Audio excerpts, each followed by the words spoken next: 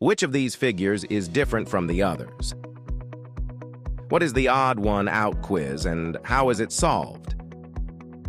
Can you spot the special figure among those in the image? It may seem simple at first, but it's actually more complex than expected. Upon closer observation, all 5 figures are different from each other. So, what's the solution? Let's find out in this video.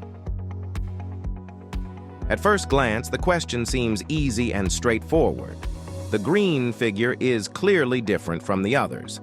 But then, the circle is the only one with a distinct shape, and the small square also stands out. In fact, after spending a little more time examining the figures, we realize that all of them are different from one another. So, what's the solution? A quiz like this is referred to in English as the odd one out. The game consists of identifying which figure has a characteristic that makes it different from the others. Often, these types of puzzles are quite simple and only require visual attention, such as finding the single number 6 in a grid full of 9s. In this case, however, a bit more reasoning is required. The 5 figures in the image each have a distinct characteristic: the shape, square or circle, the outline, present or absent, the color, red or green, and the size all vary. So where's the solution if all the figures are different from one another? The answer lies in finding the least different figure. But what does that mean? Let's break it down by analyzing the figures from right to left. The first figure we encounter is the only small one. The second, moving left, is the only green figure. The third changes shape, being the only circular one. The fourth is unique because it lacks an outline.